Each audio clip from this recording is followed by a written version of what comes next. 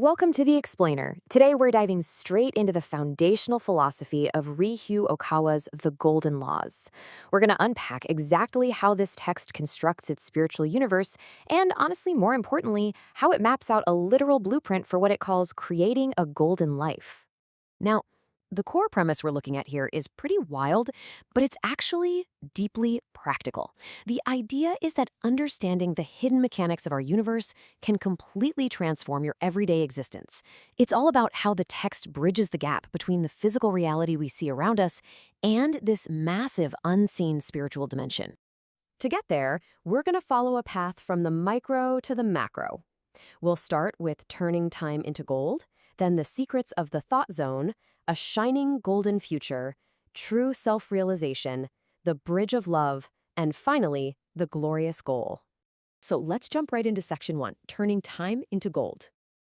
While wealth, status, and even health vary wildly from person to person, the absolute truth in time is that the 24-hour day is ruthlessly equal for all of us. The text makes a really sharp comparison here. Think about it. You can borrow money, right? You can stick it in a bank, and it might even earn some interest and grow. But time just flows away like sand in an hourglass, whether we're actively paying attention to it or not. You absolutely cannot borrow an extra hour from tomorrow, and there's literally no way to save up an unused hour from today. Which brings up a fundamental question from the text. Can we save time like we save money? Since the answer is a definitive no, the real magic of turning a day into gold lies entirely in how effectively we use the strictly limited 24 hours we've got right in front of us. This is where this whole cosmic philosophy takes a super practical turn. It's basically saying that your grand spiritual journey, it actually starts with how you choose to spend your Tuesday afternoon. All right, moving on to section 2, secrets of the thought zone. Now, the source proposes something pretty fascinating. It says time isn't just this ticking clock fading into nothingness. Instead, it's actually recorded in a massive cosmic archive known as the Akashic Records. I want you to imagine time as this incredibly fine, microscopic tube packed tightly with the history of every single soul. Every thought you have, every action you take, every single moment is actively being archived in this massive spiritual dimension. And the way the text visualizes karma here is just super interesting. It envisions every person having what it calls a thought zone tape. Think of it kind of like an old-school spiritual cassette tape, but one that literally changes color based on whether your thoughts align with the spiritual light. If you've got positive, constructive actions that align with wisdom, well, they write your tape in shining gold.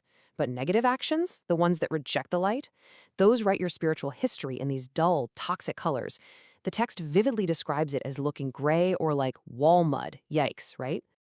Which leads us perfectly into section 3, a shining golden future. So if all our past actions are being permanently recorded, what actually happens when we make mistakes? Are we just doomed to lug around this wall mud-colored history forever? It's a hugely important question, because the text warns us that accumulating those toxic gray records acts as a massive heavy weight on your soul, which ultimately leads to some pretty severe spiritual trials. But here's the good news. The source offers a highly optimistic solution. That past gray text, it is definitely not a permanent death sentence. Through profound self-reflection, or what the author calls a Copernican revolution of the mind, literally anyone can overwrite their spiritual tape. It just requires a drastic, really monumental shift in your perspective. By recognizing where we've misaligned and consciously choosing the right actions today, any of us can start writing a future shining in gold. Let's keep that momentum going into section 4, true self-realization. Now, this framework completely, radically redefines what success means. We're stepping way beyond modern Western ideals of just chasing material wealth. Here, true self-realization is defined strictly as the rigorous polishing of your soul. Earth is basically viewed as a giant training ground. That means even our mundane daily jobs should be viewed through the right view of work, seeing them as literal opportunities for upward spiritual progress rather than just a way to grab some selfish material gain. In fact, pursuing worldly success at the expense of other people actively hinders your true self-realization. And that brings us to section 5, a bridge of love. In this philosophy, love isn't treated as just a fleeting emotion. It's actually a developmental ladder, and it requires a total mindset shift to climb these rungs. You generally start at the basic human level, the love that loves those closest to you. But then, you expand that into the love that nurtures others, helping them grow. As you continue to spiritually evolve, you reach the love that forgives, letting go of even deep wrongs. And finally, the highest ideal is the love that exists, where you are literally embodying love as a pure state of being, just radiating it effortlessly, kind of like the sun. Okay, moving to our final phase, Section 6, Towards the Glorious Goal. The text firmly, and I mean firmly, rejects the cynical idea that humans are just wandering aimlessly through history like a bunch of ants on a rock. Instead, it insists we are on a guided path toward immortality and eternity. We are constantly given these incredible chances for spiritual revival. The overarching, glorious goal is creating a life totally filled with golden light, all guided by a profound universal wisdom that is actively seeking to elevate every single individual soul.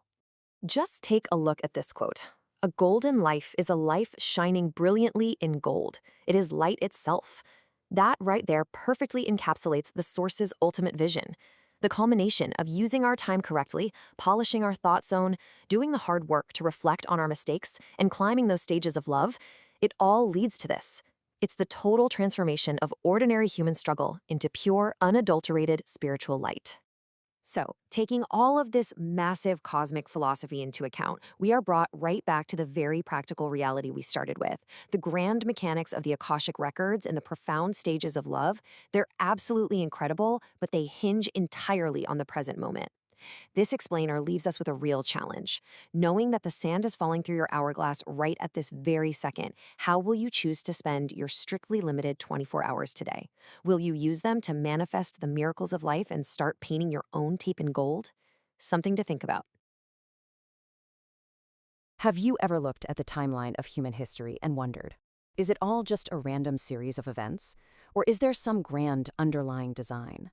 Like, what if the rise and fall of empires, the birth of groundbreaking philosophies, and all those massive revolutions weren't just political or economic shifts?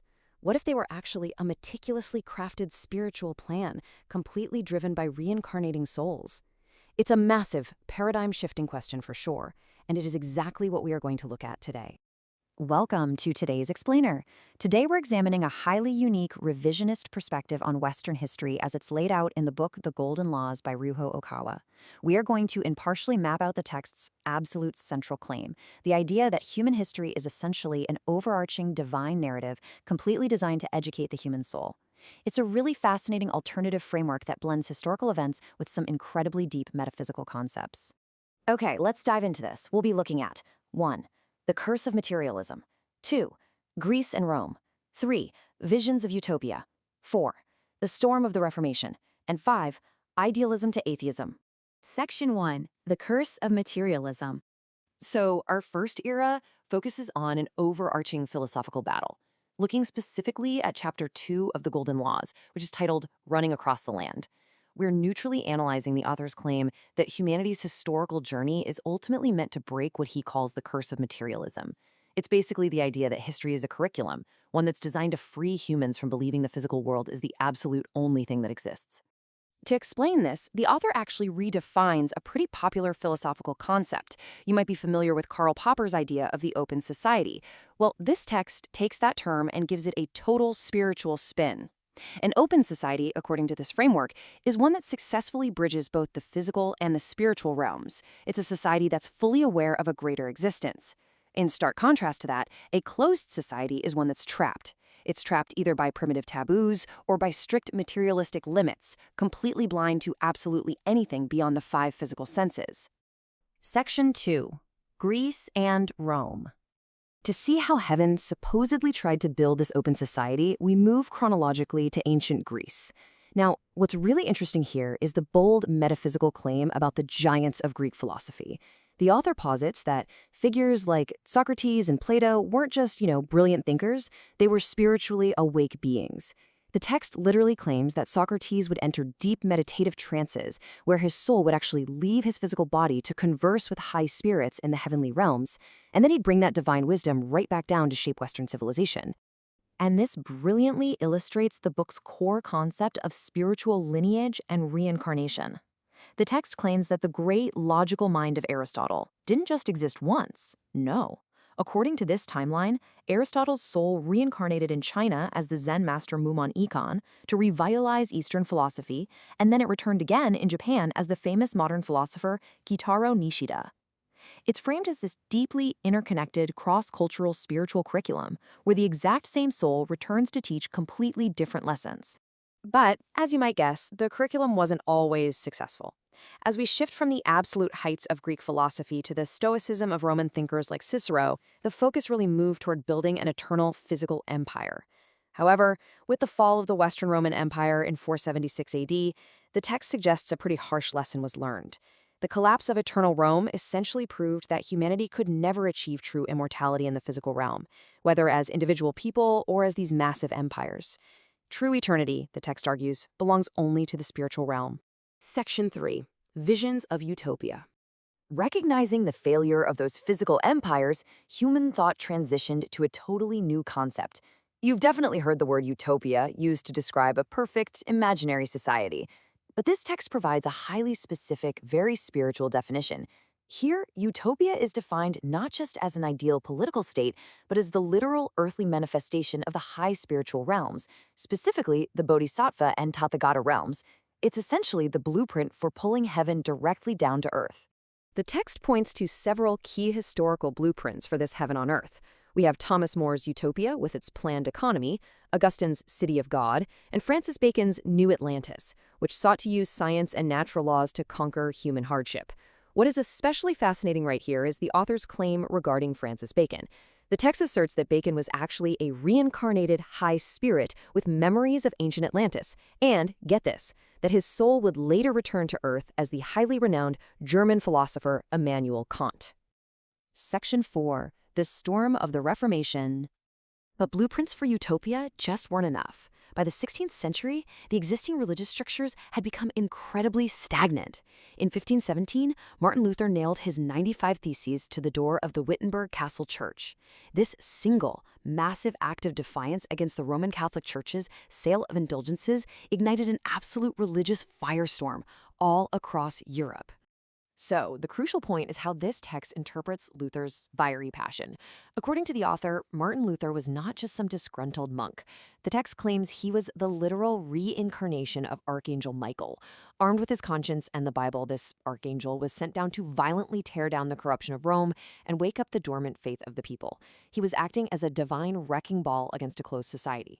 However, the heavenly plan had to adapt. The text notes that the religious fervor of the Reformation eventually led to strict theocracies under figures like Calvin and Cromwell. Because these religious governments were often intolerant and frankly didn't last, heaven purportedly shifted tactics. Instead of trying to rule through direct religious authority, high spirits changed their approach to establish modern, secular political principles. To do this, the text claims heaven sent down the philosopher John Locke to completely separate religion from statecraft and establish the empirical foundations of modern democracy. Section 5. Idealism to Atheism. This political shift leads us perfectly right into our final historical epic. The text asserts that to firmly establish idealistic philosophy in Europe, the ancient giants of thought were deployed once again. Now, we mentioned earlier that Francis Bacon purportedly returned as Immanuel Kant. Building on that, the text claims that the great ancient Greek philosopher Plato was reborn as Georg Wilhelm Friedrich Hegel. These towering figures of German idealism were allegedly sent to re-anchor human thought firmly in the reality of the spiritual realm. But, for every action, there is a reaction. The text heavily contrasts these idealists with a steep descent into atheism. Just as Plato had an ancient philosophical rival in the materialist thinker Epicurus, the text claims that this intellectual rivalry was reborn in the modern era. Epicurus, the author asserts, reincarnated as Karl Marx to push humanity in the exact opposite direction, toward pure atheistic materialism. To understand the true gravity of this counter-movement from the text's perspective, we can look at how it describes the Epicurean and Marxist materialist view. The quote reads, "Humans are merely decomposing atoms, overcoming the disaster of death through dissolution." We are presenting these politically and philosophically charged claims with complete neutrality here, just to show you exactly how the author frames the ultimate closed society, a worldview where the soul is denied entirely and humanity is basically reduced to nothing more than biological machinery. And that brings us to the end of our chronological journey through this truly unique framework. We've gone from the ancient dialogues of Socrates all the way to the philosophical battlegrounds of Marx and Hegel, viewing it all through the lens of reincarnating souls and divine intervention. It leaves us with a really profound and provocative question to ponder. If human history really is a continuously adapting spiritual curriculum, what is our next lesson? Will we succumb to the confusion of modern times, what the book interestingly refers to as the dwarves dance? Or will we break through the thoughts of the end of the century to find a totally new spiritual dawn? Thank you so much for exploring this fascinating explainer with me today. Keep asking those big questions. Hey everyone, and welcome back to another explainer. Today we are setting out on a truly epic journey. I want you to imagine the history of human thought, not just as, a dry timeline of dates, but as a vast, powerful river. A river of ideas that carved its way through ancient landscapes, nourishing entirely different cultures as it flowed. In this explainer, we're going to trace these eternal mountains and rivers of Eastern philosophy. We're going to map out exactly how some of the most profound ideas in human history were born, how they evolved, and how they actually migrated across entire continents. It is an absolutely fascinating flow of wisdom, and I'm super excited to guide you through it today. So our map for this journey today is a text called The Golden Laws, written by Ryuho Okawa. Now, just a quick heads up to be completely clear here, this book presents a highly unique, spiritually driven view of world history. It doesn't just look at standard historical events, it reports on a vast, esoteric spiritual history. It literally traces the supposed reincarnations of great thinkers and the hidden cosmic plans behind major religious movements.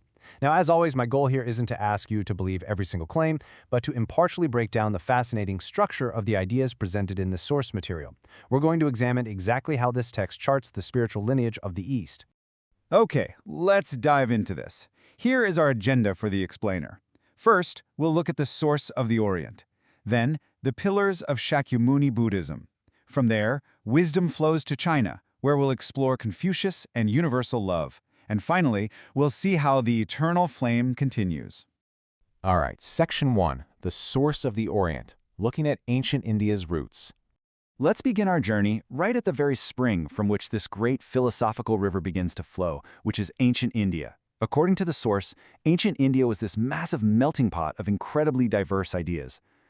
Long before Buddhism became a dominant force, the spiritual landscape was fiercely debated. On one side, you had figures like Vardhamana, also known as Mahavira, who promoted Jainism. And this path emphasized strict asceticism, rigorous physical discipline, and severe self-restraint as the only real way to spiritual salvation. But then, right alongside this, you had totally contrasting views, like those of Ajita. Ajita promoted an early form of materialism and empiricism. He argued that human beings are made of only earth, water, fire, and wind, and he pretty much dismissed those grand spiritual hierarchies entirely. This perfectly illustrates just how vibrant and contested the intellectual soil of ancient India truly was. Moving down the river to Section 2, Pillars of Shakyamuni Buddhism, covering the foundational ideology. So moving downstream from that ancient ideological battleground, we arrive at the foundational teachings of Shakyamuni, the historical Buddha. The source breaks his vast ideology down into highly structured, manageable pillars. The first major pillar presented in the text is this profound distinction between the real world and the phenomenal world. The source explains that Shakyamuni constantly taught that this three-dimensional world we live in is really just a temporary, phenomenal shadow. It's essentially merely a shadow picture cast by the eternal, real world, which is the spiritual realm where we exist before birth and return after death. Understanding that our current daily struggles are just illusions on a temporary screen is basically the first step to escaping suffering. And this brilliantly illustrates the highly practical side of his teachings. Because once you understand the world is just a shadow, how do you actually live in it? Well, the text highlights the Eightfold Path as the ultimate standard for living. Now, this isn't just a basic list of rules, it's a diagnostic tool. The source describes it as a framework for humans to reflect on their past mistakes and systematically build a better future. By constantly aligning your thoughts, your speech, and your daily livelihood with these 8 principles, you actively correct your soul's trajectory. The source also outlines the paramitas, focusing heavily on a concept that translates roughly to benefiting oneself is immediately benefiting others. It's this incredibly beautiful idea that spiritual discipline actually isn't selfish. When you cultivate deep inner wisdom and compassion, that energy naturally overflows. You literally can't help but uplift everyone around you. Your internal enlightenment actually becomes a public service. Okay, Section 3, Wisdom Flows to China, where we track the migration of ideas. Now, rivers never just stay in one place, right? As the centuries passed, that vibrant Buddhist wisdom found a new, powerful channel flowing eastward into the vast, fertile landscape of China. Now, what's really interesting here is how the source text actually explains this migration. because it doesn't just track the movement of books or wandering monks. It tracks the reincarnation of specific souls. The text claims that a grand spiritual lineage physically migrated across centuries. For instance, it reports that Vasubandhu, a major Indian Buddhist philosopher, was reborn in China as the great thinker Lu Shongshan. Furthermore, it claims that Bodhidharma, the famous monk who brought Zen to China and supposedly stared at a wall for 9 years, was later reborn in modern Japan as D.T. Suzuki, the very man who brought Zen to the Western world. So it presents history as this highly coordinated spiritual relay race of souls. During this incredible flourishing of thought in China, the source highlights a vivid anecdote about a monk named Tian Tai Ziyi. He became famous for systematizing the massive, really complex teachings of the Lotus Sutra. But according to the text, this wasn't just some academic achievement. It was actually sparked by a profound mystical dream at dawn, where Ziyi was visited directly by Shakyamuni and 2 great bodhisattvas. The text says this dream served as a direct spiritual transmission, basically empowering him to organize Buddhist thought for the Chinese mind. Section 4. Confucius and Universal Love, looking at the indigenous philosophy of China. As Buddhist thought flowed into China, it encountered an already deeply established current of indigenous Chinese philosophy. So let's shift our focus to the great historical debates that shaped the nation's moral compass. The text outlines this fascinating contrast between 2 philosophical titans. On one side, we have Confucius, who believed that a peaceful society required strict order, propriety, and a structured, graded benevolence, basically meaning your duty is to your family first and then to society. But then, the text introduces Mazi, who fiercely opposed this. Mazi argued for a radical universal love and absolute equality, demanding that people love total strangers just as much as their own family, and he strongly advocated for anti-war policies. Despite their intense differences, the depth of this ancient Chinese wisdom is just astounding. The text points out an incredible interaction between Confucius and his disciple Zigong. When asked for a single guiding principle for life, Confucius replied, "Do not do unto others what you would not want others to do unto you." The source explicitly notes the striking, almost verbatim similarity between this ancient Chinese wisdom and the golden rule taught by Jesus Christ centuries later in the West. And, actually, speaking of Jesus Christ, the source makes one of its most esoteric claims right here. To explain Moji's radical, somewhat un-Chinese concept of universal love, the text asserts that Moji was actually a past incarnation of a portion of Jesus Christ's soul. According to the book's spiritual history, this soul incarnated in China to lay the groundwork for an ideology of love long before Jesus of Nazareth was even born in the Middle East. Again, I am just reporting the framework of the text here, but it perfectly illustrates how the author connects these seemingly disparate global philosophies into one continuous grand narrative. Finally, Section 5, the eternal flame continues. Let's look to the future. So, where does this river flow next? The final section of our explainer looks ahead, showing how the source projects these ancient teachings into our distant future, dealing specifically with the philosophy of leisure. See, the book concludes with a prophecy. It warns that in the future, as automation gives humanity massive, unprecedented amounts of leisure time, people will be tempted to fall into degradation and meaningless pleasure. To combat this, the text predicts a brand new philosophical framework will emerge around the year 2360 AD. Interestingly, it claims this future teaching will be firmly rooted in foundational Confucian ideals. It'll be built on 3 steps. First, a dedication to continuous lifelong learning. Second, establishing a spiritual order where people respect others based on their inner spiritual maturity. And third, the principle of mutual self-enlightenment, where we constantly refine ourselves to uplift society. The eternal flame of these ancient ideas, particularly Confucianism, will supposedly be exactly what saves the future. Which brings us to the end of our journey down the river today, and leaves us with a pretty vital question to ponder. We've seen the intense inner discipline of the Eightfold Path, and the outward-facing societal love debated by Confucius and Mozi. So how can you balance that strict internal self-discipline of Buddhism with the profound, active societal love of Chinese philosophy to navigate your own complex modern life? The river of wisdom hasn't stopped flowing. It's right in front of you, just waiting for you to drink from it. Thank you so much for joining me on this explainer. Keep seeking clarity, and I will see you in the next one. Welcome to the explainer. So, what if Japanese history wasn't just shaped by emperors and wars, but was actually orchestrated by a hidden, divine plan? Today we're unpacking a highly esoteric and alternative timeline of Japan based on Ryuho Okawa's teachings, and it kind of completely rewrites the history books. Our main source for this is a text called The Golden Laws. Now, this book posits that Japanese history isn't just some random series of political developments. Instead, it argues that history is a deliberate master plan executed by high-level spirits who repeatedly reincarnate to guide the nation at absolutely crucial moments. Here's our roadmap for today. Number 1. Spiritual view of history. 2. The gods gather. 3. Goddesses and early queens. 4. Politics of Prince Shotoku. And 5. Esoteric and radical reformers. Okay, Section 1, Spiritual View of History, the Framework. Drawing specifically from Chapter 4 of the text, which is beautifully titled The Land Where the Sun Rises, the author claims that Japan's rapid cultural elevation was no accident of geography. It was actually a deliberate build by high-level spirits descending from heavenly realms with very specific intentions. And this timeline brilliantly illustrates the book's core premise.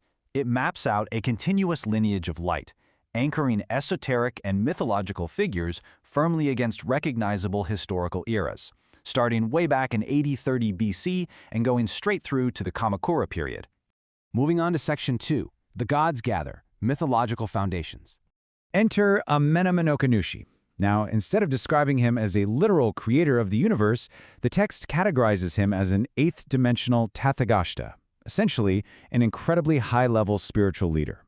Astonishingly, the text claims he incarnated around 830 BC, laying down the foundational groundwork for Japan's centuries before figures like the historical Buddha, Confucius, or Socrates even appeared globally.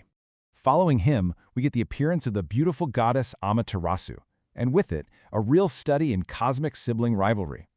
Amaterasu brings gentle, magnanimous, and peaceful qualities that the text says deeply influence the Japanese national character. In stark contrast, her brother Susanoo is rough, combative, and prone to violence. It's a fascinating way to explain the intense dualities in early Japanese culture. Right. Section 3. Goddesses and early queens, the first theocracies. Now, what's really interesting here is how the source connects mythology to actual historical governance during the era of Himiko. The author claims that the famous 3rd century ruler, Queen Himiko, who was originally called Himuka, was an actual incarnation of Amaterasu.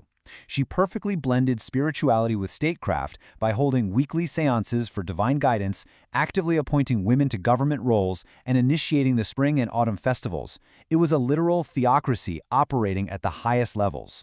Advancing to Section 4, Politics of Prince Shotoku, Building the State. Jumping to the 6th and 7th centuries, the text shows how Prince Shotoku didn't just passively receive foreign knowledge. He was a master synthesizer. He took the social order of Confucianism, the deep spiritual truths of Buddhism, the political realities of legalism, and the natural flow of Taoism, and he rapidly wove the whole shebang into a uniquely Japanese framework. This brilliant synthesis is totally crystallized in the famous first article of his 17-article constitution from 604 AD. It states that harmony is to be valued above all else. According to the author, this wasn't just a simple law, it was a spiritual directive that essentially programmed the cooperative mindset of Japanese society for over a millennium. Finally, Section 5. Esoteric and radical reformers. During the Heian and Kamakura periods, we see an absolute explosion of new thought. The text points out how figures like Saicho founded major new institutions, and then there's Kukai. The author heavily praises him because he didn't just sit around practicing mystical rituals. He actually engineered real-world public infrastructure, like the Mana Reservoir and the Shugei Shuchiin School. He literally bridged eighth-dimensional esoteric law with tangible social salvation. Later on, as the Nenbutsu sect runs forth, you see thinkers like Shinran, along with Zen masters Aizai and Dogen, radically democratizing faith to bring that esoteric salvation right to the masses. But you know, the narrative takes a really sharp turn here. The author steps back and poses a vital philosophical question for us. How should we view religious reform movements that, in their passionate zeal, become incredibly rigid and exclusive?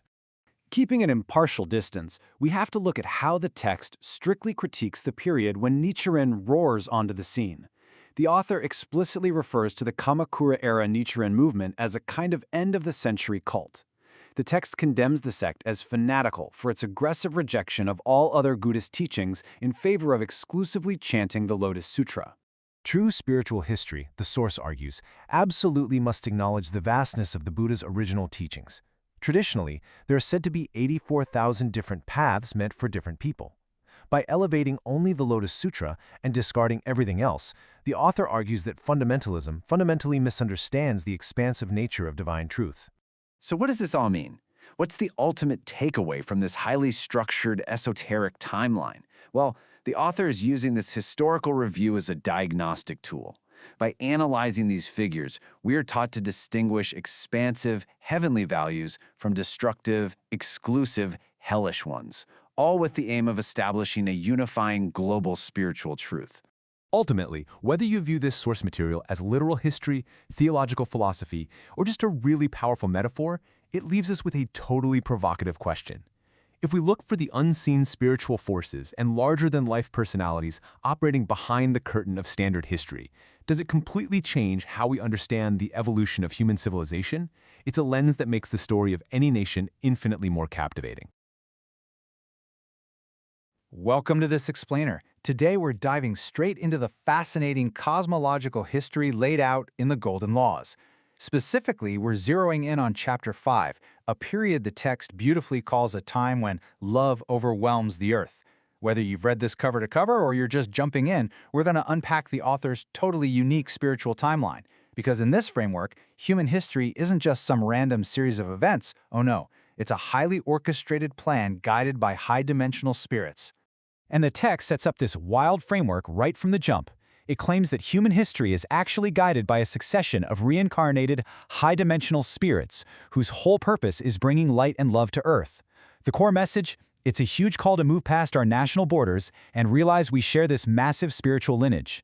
It sets up the premise that legendary historical figures weren't just isolated leaders or made-up myths, but literally connected comrades of light, teaming up to build a global utopia. How cool is that?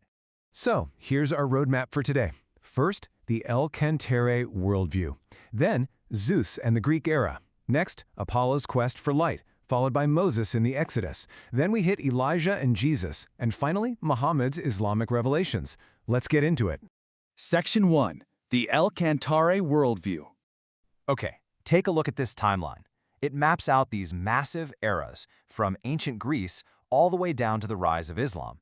What the text is doing here is linking these giant cultural and religious milestones into what's basically one continuous cosmic relay race. And according to the book, this entire race is guided by a supreme spiritual consciousness known as Cantare. Moving to Section 2. Zeus, the Greek era. Now this is where it gets really interesting. According to the source material, Zeus wasn't just some mythological sky god throwing lightning bolts. The text says he was a real historical figure, specifically a ninth-dimensional spirit who incarnated on the island of Crete way back in the 17th century BC. The narrative says he lived a totally human life, married Hera, who, by the way, is described as having incredible prophetic abilities, and even gained his own spiritual awakening at age 27 with the help of the spirit of Hermes. I mean, it's a complete reinterpretation of classical antiquity, right? Section 3. Apollo's quest for light. So the text draws a super sharp contrast here between father and son. While Zeus's mission was all about outward action, state building, military leadership, and fiercely battling opposing forces like Poseidon in his era, Apollo's mission was totally internal. Apollo, the Shining One, is depicted as a youth who was all about art, literature, music, and deep meditative reflection. It's a very deliberate balancing act in this spiritual history. First, you have the warrior king, and then the philosopher-artist. And that leads us to a really pivotal moment in the narrative. Picture this. Apollo is meditating under the stars on Mount Olympus, and he receives a direct spiritual revelation. The spirit of the deceased Zeus actually appears to him.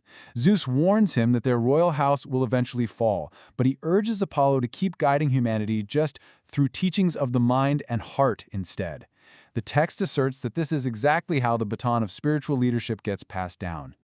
But this brings up a pretty fascinating question. How on earth does the author bridge the gap between this classical Greek era and the Abrahamic faiths that would eventually spread across the globe? Let's take a look. Section 4. Moses and the Exodus. All right, so jumping to Moses. The crucial point here is how the text categorizes the Ten Commandments into distinct religious, moral, and ethical laws, all designed to build a divine social order for the Israelites. But here is the wild cosmological twist the book throws at us. It identifies the voice from the burning bush, Yahweh, as a ninth-dimensional spirit named Enlil. So Moses' mission was essentially to synthesize these divine laws into a practical, working framework so he could guide a massive population out of Egypt. Which brings us to Section 5, Elijah and Jesus. The author outlines the prophet Elijah's role in the 9th century BC, portraying him as a staunch, totally unyielding defender of monotheism. Elijah, the fighter, is presented here as a real spiritual warrior. He famously battled hundreds of prophets of the deity Baal on Mount Carmel, fiercely protecting Yahweh's teachings so they wouldn't get diluted by polytheism. Then we hit the 1st century AD with Jesus Christ, the Savior. The text asserts that during his lost years, Jesus spent time meditating in the caves of Qumran, near the Dead Sea. But get this, he wasn't just praying, he was acting as a high-level spiritual scholar. According to the author, Jesus masterfully integrated global philosophies. He took the concept of karma from Buddhism, spiritual disciplines like exorcism from yoga, and the battle between good and evil from Zoroastrianism. And then, he bound all of those diverse ideas together with his ultimate teaching of love. This literally launched the era of love overwhelming the world. Section 6, Muhammad's Islamic Revelations. The text then impartially details Muhammad's revelations, which, much like the prophets before him, were given to him in a cave. These revelations culminated in the 6 Articles of Faith. The author explains that this highly structured, clear theology wasn't just random. It was a massive, necessary spiritual innovation. The goal was to unify the deeply divided, polytheistic tribal societies of the Arabian Peninsula at that time. However, the author makes a point to specifically contrast the environments of Jesus and Muhammad. Jesus' path was rooted in deep ascetic meditation, which kept his teachings purely spiritual. Muhammad, on the flip side, had to navigate a bustling, intense commercial society. He was forced by his circumstances to take on real military and political leadership. The text suggests that because Muhammad's mission required this heavy focus on political and physical survival, rather than just monastic asceticism, it fundamentally laid the groundwork for how the religion structured itself. And the author uses this context to explain some of the historical conflicts that followed. So, bringing all of this together, the source material presents this grand, unifying theory. It essentially views Earth as a giant cosmic school or training ground. Souls from different stars, different dimensions, and totally different cultural backgrounds continuously incarnate here to rub shoulders, experience friction, and ultimately learn from one another. By repeatedly being born into different faiths, maybe you're a Christian in one life, a Buddhist in another, these spirits slowly build a shared, unified human character over millions of years. The text even traces this right into the modern era, pointing to Kanza Uchimura's faith and Masaharu Taniguchi's philosophy of the true nature of life as modern continuations of this exact same cosmic effort to teach love. Which leaves us with this final, really provocative thought. If we are all continuously reincarnating and learning from figures like Zeus, Moses, Jesus, Muhammad, and modern philosophers, how will these incredibly diverse global faiths eventually converge into a single truth? It's a concept that absolutely challenges us to see our neighbors not as strangers, but as fellow students in this massive cosmic school. Thank you so much for joining me for this explainer. Keep questioning and keep learning. All right, let's jump right into this explainer. Today, we're unpacking a wildly specific 1,000-year prophetic timeline that claims to map out the exact future of humanity. We're going to be exploring the predictions laid out in Ryuho Okawa's The Golden Laws, which is a text that offers a remarkably detailed century-by-century look at where human civilization, technology, and spirituality are supposedly heading. Whether you treat this as a literal roadmap, a philosophical allegory, or just a captivating piece of speculative history, the sheer scale of this vision is something you're definitely going to want to hear about. The exact roadmap we're exploring comes straight from Chapter 6 of the source material, which is aptly titled Soaring Towards the Future. What's so fascinating is how meticulously the author structured this. It breaks down the timeline into precise, continuous 100-year chunks. We're literally tracing this path from 2000 to 2100 AD, then 2100 to 2200 AD, and stretching all the way past the year 3000. It's a completely systematic chronology of human evolution. So here's our itinerary for today's time travel trip. We'll hit the near future era, automation and alien contact, Earth's dramatic metamorphosis, cosmic expansion and reincarnation, and finally wrap up with time travel and beyond. Let's get going. Part 1, the near future era, where we start entering space. Kicking things off with the blocks from 2000 to 2100 AD and 2100 to 2200 AD. The text predicts a massive leap in space travel right around now. Basically, going to space is supposed to become almost as common as hopping on an international flight today, with maybe 1 in 10 people experiencing it. During this time, 5 major nations are predicted to take the lead in establishing permanent space stations and off-world bases, with a major focus on the moon. And here is where the source gets incredibly specific. By the 2100s, the timeline forecasts a whopping 10,000 people living permanently on the moon. But we aren't talking about roughing it in cramped little tin capsules. The vision describes a literal new Eden, housed under massive, kilometer-wide transparent domes. To make it feel like home, they're even prophesied to construct a 10-meter-wide artificial sun that tracks across the dome from east to west, perfectly mimicking a natural Earth day.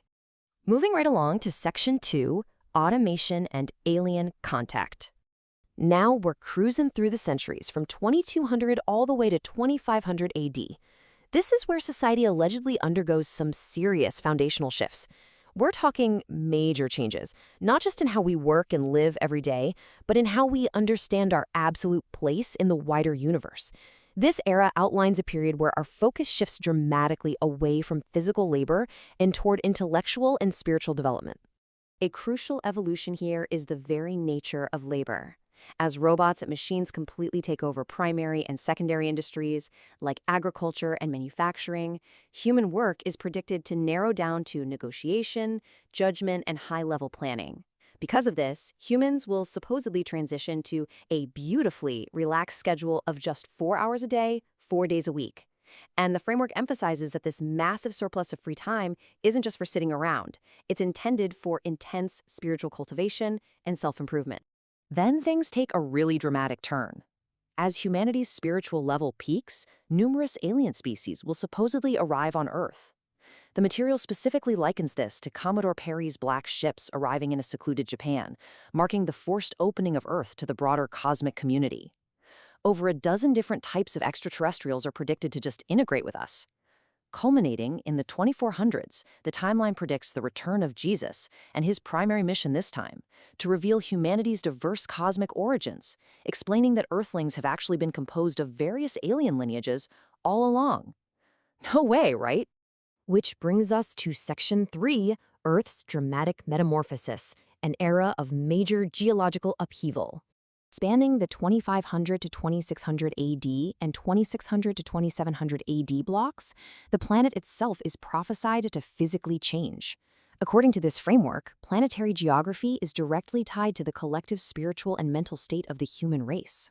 Here we encounter one of the source's most specific and definitely controversial philosophies. The author proposes that centuries of continuous conflict in the Middle East and parts of Africa will literally generate what he calls negative thought clouds. According to the text, these clouds block out divine light, causing a physical reaction that makes those actual landmasses sink entirely into the ocean. It's the book's starkest example of linking human morality directly to geographical events. But on the flip side of that destruction, as the Earth's violent upheaval calms down in the 2600s, a massive new continent dubbed New Lemuria is predicted to rise right up out of the Indian Ocean. And this new landmass isn't just going to be empty rock.